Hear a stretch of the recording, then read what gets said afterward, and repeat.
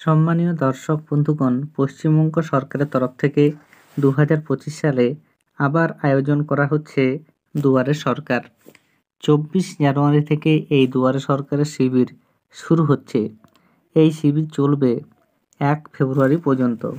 তবে তার আগেই রাজ্য সরকারের তরফ থেকে 11 দফার নির্দেশিকা জারি করা হলো। এই 11 দফার নির্দেশিকায় কি কি বলা হয়েছে তা আমি এই ভিডিওতে তুলে ধরব।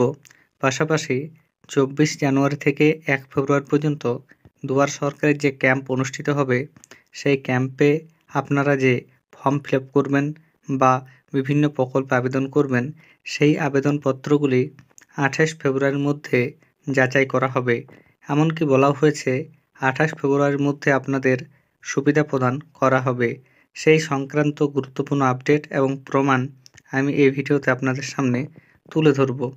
এর আগে অনুরোধ, চ্যানেলে নতুন হয়ে থাকলে ছোট্ট চ্যানেলটি সাবস্ক্রাইব করে নোটিফিকেশান অল করে রাখতে ভুলবেন না, এবং যেসব ব্যক্তি ইতিমধ্যেই সাবস্ক্রাইব করে রেখেছেন তাদের জানাই অসংখ্য ধন্যবাদ।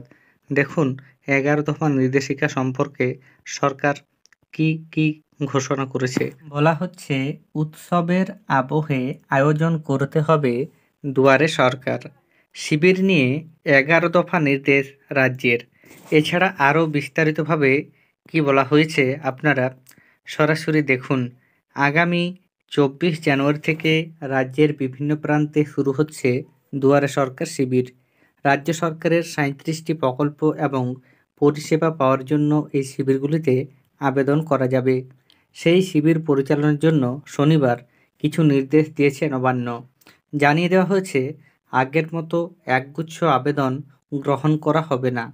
সেই সঙ্গে সুষ্ঠুভাবে শিবির পরিচালনার জন্য 11টি নির্দেশ দেওয়া হয়েছে নবান্নের তরফে।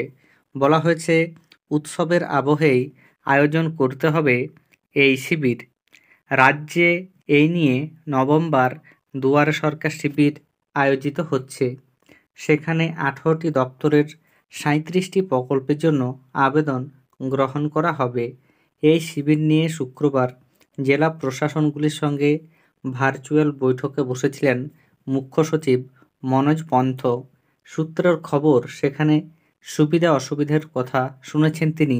তারপরে শনিবার নির্দেশিকা জারি করা হয়েছে রাজ্য সরকারের তরফে। কলকাতার পুর কমিশনার এবং সকল জেলাশাসককে এই নির্দেশ পাঠানো হয়েছে। নির্দেশিকায় কী কী রয়েছে সেটা আপনারা দেখুন। বলা হয়েছে, জনগণের সুবিধার কথা ভেবে শিবিরের জায়গা নির্বাচন করতে হবে। স্কুল, কলেজ বা কমিউনিটি হলে শিবির বসাতে হবে, যেখানে বহু মানুষ জড়ো হতে পারেন। এর আগে যেসব এলাকা বা মৌজায় কম শিবির হয়েছে, সেখানে এবার শিবির করতে হবে। প্রত্যেক পঞ্চায়েতে 2 থেকে 3টি শিবির গড়তে হবে। তার চেয়ে বেশি শিবির হবে কিনা সেই সিদ্ধান্ত নেবে স্থানীয় প্রশাসন। ওই পঞ্চায়েতের জনসংখ্যা বুঝে সেই সিদ্ধান্ত নিতে হবে। ওয়ার্ড ছোট হলে একাধিক ওয়ার্ডের বাসিন্দারা আবেদন একটি শিবিরে গ্রহণ করা যেতে পারে। প্রত্যন্ত এলাকার জন্য মোবাইল শিবিরের ব্যবস্থা করতে হবে বলে নির্দেশিকায় বলা হয়েছে। মোট শিবিরের 30% মোবাইল শিবির হতে হবে। বেশি মানুষ যাতে সুবিধা পান, সেই মতো শিবিরের স্থান, সময়, তারিখ নির্ধারণ করতে হবে। নির্ভুলভাবে আবেদনকারীদের কাছ থেকে তথ্য গ্রহণ করে আবেদন নথিভুক্ত করতে হবে।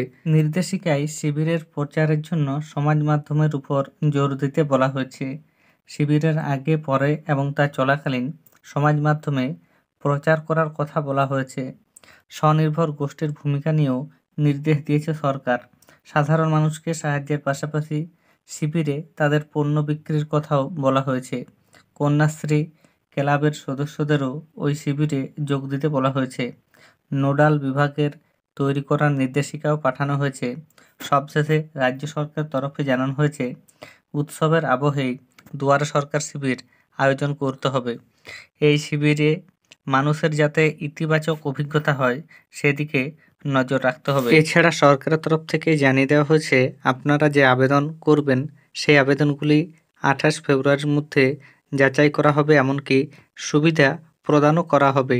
সেই সম্পর্কে যে প্রতিবেদন, সেটি আপনারা দেখুন। 24 জানুয়ারি থেকে 1 ফেব্রুয়ারি পর্যন্ত দুয়ারে সরকার শিবিরে ৩৭টি প্রকল্পের সুবিধা প্রদানের লক্ষ্যে আবেদন নেওয়ার কাজ চলবে। সেই সমস্ত আবেদন যাচাইয়ের কাজ ২৮ ফেব্রুয়ারির মধ্যে শেষ করার নির্দেশ আগেই দেওয়া হয়েছিল। তবে শনিবার জেলা প্রশাসনকে রাজ্যের পাঠানো এক নির্দেশিকায় বলা হয়েছে ২৮ ফেব্রুয়ারির মধ্যে সুবিধা প্রদানের জন্য তৈরি থাকতে হবে।